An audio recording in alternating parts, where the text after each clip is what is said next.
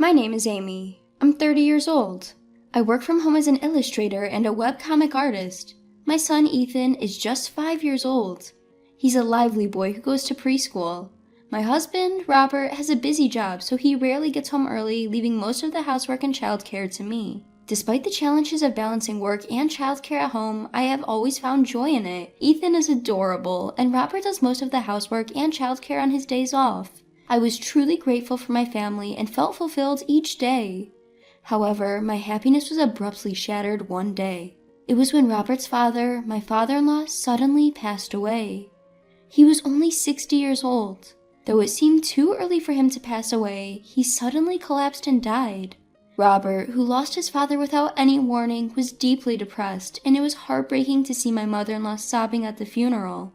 During Robert's bereavement leave, my mother-in-law stayed with us. I accepted it, thinking she must be lonely, but I was wrong. After his bereavement leave, Robert went back to his regular work routine.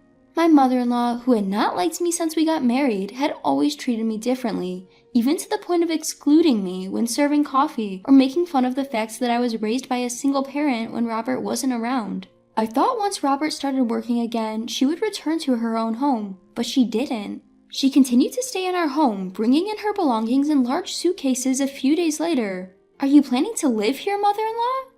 "What a cold-hearted daughter-in-law you are. I'm lonely because my husband suddenly died. You're suggesting that I live alone at home? That's ridiculous." I had asked her if she planned to stay with us, but I was shocked by her arrogant attitude and couldn't say anything in return. It's true that my mother-in-law is feeling lonely, and she is Robert's important mother, so I couldn't kick her out. And she kept bringing more and more of her belongings, eventually establishing her own nest in our living room. I work from home, so I ended up spending more time with my unemployed mother-in-law than anyone else in the family. Those days were nothing but torture. "You're always at home doodling away. Robert is out there working hard. I feel sorry for Ethan. He has been put in daycare from such a young age just for your hobby. When I was young, I took care of Robert while doing housework." My mother-in-law, who had never worked after getting married at a young age, had always been against the idea of daycare. She regarded my work as a mere hobby and started making a fuss about how pitiful Ethan was for being put in daycare. In addition, after my mother-in-law started living with us, my household chores increased significantly. Because my mother-in-law would say things like, "You won't even serve lunch to your hungry mother-in-law. What a mean daughter-in-law you are." I had to start preparing lunch as well. Despite never doing any cleaning herself, she constantly complained,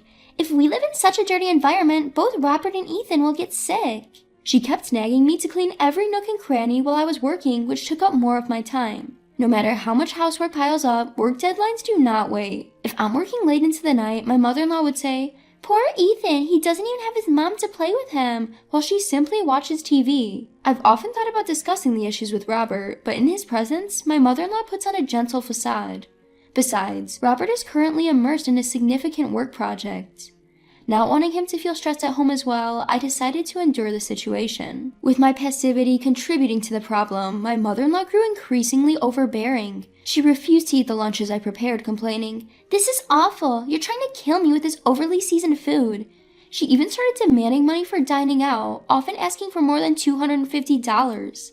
I questioned whether she really needed that much even just for dining out. However, she angrily retorted, "Are you telling me not to have fun? I want to go to the casino. Are you saying a poor widow like me shouldn't enjoy the casino? You're the worst daughter-in-law ever." Left with no other choice, I reluctantly gave her the money. Her demands for housework and money escalated day by day. Between work, housekeeping, parenting, and being my mother-in-law's punching bag, I felt at my wit's end. One day, on our way home from daycare, Ethan asked me a heart-rending question. "Mom, am I a poor child?" "What? Why would you think that?" "Grandma said so. She said you're always having fun and that you probably don't like me." Tears welled up in Ethan's eyes as he spoke those words. It was at that moment that I realized my mistakes. The feeling was akin to a rude awakening, and I resolved that I couldn't continue living this way. I was wrong to believe that I alone should bear this burden. My mother-in-law had gone so far as to convince Ethan that children who attend daycare are pitiful and that his mom is always just having fun drawing. I decided to put an end to this lifestyle. A few days later, I announced to my mother-in-law, who was sprawled out in the living room watching TV as usual. "Mother-in-law, Ethan and I are going on a week-long overseas trip." "An overseas trip?" She jolted upright, eyes sparkling at me. That sounds fantastic! When are we leaving? I better start packing. There's no need for you to pack, mother-in-law. As I said, only Ethan and I are going. You're saying you won't take me along? Leaving Robert behind as well is unbelievable. Indeed, both you and Robert are staying behind. Thank you for understanding. While my mother-in-law continued to grumble, I remained firm in my decision to end my life with her. A few days later, as planned, Ethan and I departed for our overseas trip. Ethan was thrilled to be on a plane for the first time. With my recent busy schedule between work and chores, I hadn't had the chance to spoil Ethan, so I took this opportunity to spoil him to the fullest. In the midst of our enjoyable overseas trip, I received a call from my mother-in-law. It was unpleasant, ruining the joyful mood, but I answered anyway. With a malicious tone, she said, "Sorry to bother your vacation, but Robert and I have moved out. There's no home for you freeloaders now. You have no place to return, so stay overseas as long as you like." Is that so? Thank you for letting us know. She seemed surprised by my indifferent response, but I wasn't surprised at all. Rather, I was thankful to her for letting me know everything was going according to plan. After our enjoyable days overseas, Ethan and I returned home to our new house. At our new home, Robert was waiting for us with a smile. "Welcome back. Did you and Ethan enjoy your overseas trip, Amy?" "Yes, we had a great time. Thank you for the wonderful trip, Robert." "Well, it's the least I could do after all the trouble." As we were joyfully reuniting, my cell phone buzzed. It was a call from my mother-in-law. With a sense of excitement, I answered the call. "Yes, what can I do for you, mother-in-law?" "You! Do you know where Robert has gone?" With a fierce tone, my mother-in-law started to explain the situation without giving me a chance to respond. She started living in the house that she had found with Robert. However, Robert had not returned home even once. Worried, she had called Robert's office only to be informed that Robert had quit a few days earlier. This drove her into a panic. Even when she tried to call Robert, she couldn't reach him. She was about to report him missing to the police. But, just to be sure, the police called Robert. To her dismay, they managed to reach him. Not only that, but when they offered to relay a call to her, Robert declined. This led to her causing a scene at the police station, earning herself a stern warning and a red-faced embarrassment. "You've done something to Robert, haven't you? Where is he?" "Robert is here at home. He's playing happily with Ethan, so there's no need to worry." "What are you saying? Robert was supposed to live with me. I was going to make him divorce you and take custody of Ethan." "That was something you unilaterally told Robert, wasn't it?" My mother-in-law was furious. However, I had discussed the situation with Robert before our overseas trip. I told him about the issues I was facing living with his mother and the negative effects it was having on Ethan. Robert apologized, saying he felt terrible about his mother's behavior. I realized for the first time during our conversation that Robert had also been struggling living with his mother. Each time they were alone, she would badmouth me, saying things like, "Amy is constantly verbally abusive. She won't even let me eat," and "You should divorce that woman as soon as possible." He was fed up with her baseless complaints. Although Robert believed in me and countered his mother's accusations, his objections only resulted in her screaming at him, leaving him feeling confused and unsure of what to do.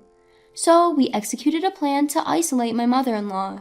The plan was Robert's idea. He gifted Ethan and me the overseas trip and even rented a new house for us. When we returned from the trip, our things would be waiting in our new home.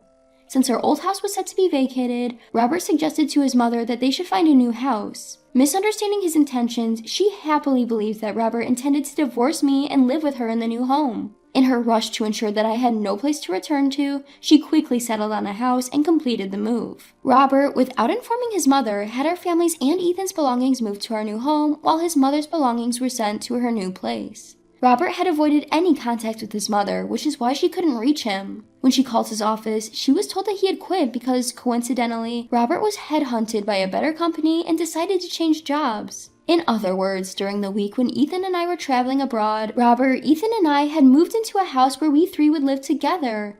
At the same time, my mother-in-law had moved into a house where she would live alone. I imagine it was hard for you, mother-in-law, to see the face of an incompetent daughter-in-law every day.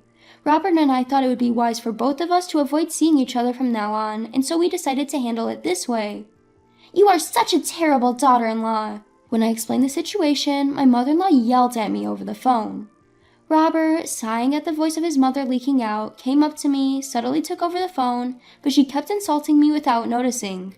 All you do is draw doodles like a child and don't work. Robert doesn't need a wife like you. He must have found you annoying. It would have been better if Ethan wasn't born as your son. Ethan and Robert are both really pitiful. Mom, so you always used to shout at Amy like that, huh? When Robert said in a quiet voice, his mother's angry voice abruptly stopped.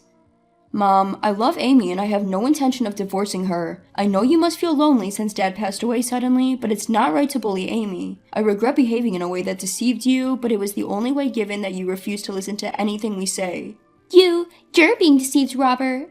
I'm not being deceived. Amy is the best wife for me and the best mother for Ethan. I'm sorry, but I want to keep my distance from you. I can't care for a mother who says terrible things about important people. Robert, wait, please, Robert. Ignoring his mother's crying voice, Robert ended the call. I'm sorry for making you suffer until now. The current job doesn't require much overtime, so I can do more housework and childcare than before. Let's live happily from now on, just the three of us. Yes, thank you, Robert. Thus, our family decided to cut ties with the mother-in-law. Later, I heard from a relative that my mother-in-law had been living for a while by dipping into her husband's inheritance. However, she couldn't stop going to the casino and for the first time in her life had to work. With no work experience, my mother-in-law, now 55, was swallowed up by the rough waves of society, leading to hard times. When Robert found out about his mother's situation, he felt sorry for her and reached out once. However, my proud mother-in-law dismissed his help, saying, "You're no longer my son. You've been tainted by that devilish daughter-in-law." Robert was dumbfounded by his mother's attitude and said with a tired face that he would no longer contact her. As for me, I turned the days of harassment by my mother-in-law into a comic essay and it became a huge hit. I got a call from a publisher and I was able to publish the comic essay book I've always wanted. I guess I should be grateful to my mother-in-law who gave me all kinds of trouble. During the hellish days after my mother-in-law came into our house, I didn't know what to do, but I fell in love with Robert again for saving me from those days. Now, I am serializing a comic essay depicting my warm family life on the web, and it is also popular. I look forward to continuing to spend happy days just like this with Robert and Ethan.